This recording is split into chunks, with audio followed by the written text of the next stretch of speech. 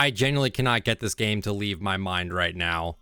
D was released on March 2nd of 1996, and the game was in 2 different variants, and I'll go over those now. The first release of D was released in a long box, and a copy for this game goes for about $100, depending on the condition.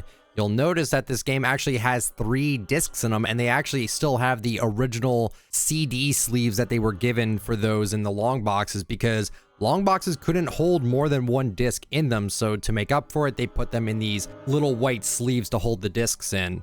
The second release of D was released in a double jewel case, and these cases were made specifically for the PS1 if the manual was very large, if the game had multiple manuals, or if the game had multiple discs. And in D's case, it's the fact that it has 3 discs to play this game. A copy for this variant seems to fluctuate to around $200 to $400, depending on condition and if it has the manual. The manual to these double jewel cases are actually pretty easily lost, so finding a complete copy of this jewel case variant is a great get.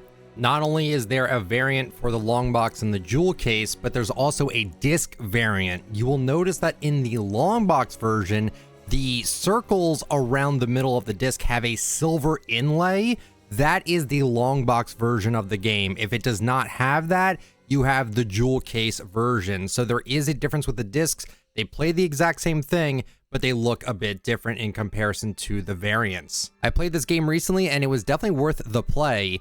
While the game can be beaten in about 2 hours, it still really holds up in the horror end of things. Also, this game should have gotten a T rating, as the person who made the game sent a clean version of the game to the ESRB, and once he got the green light to make it a T rating, he went to the manufacturers and gave them the real version of the game.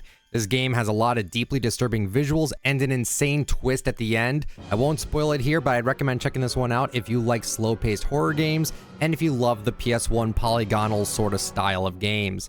The game is unique as it's entirely in FMV, which is why this 2-hour-long game is on 3 discs. A lot of detail went into making the game, so this needed to be on multiple discs.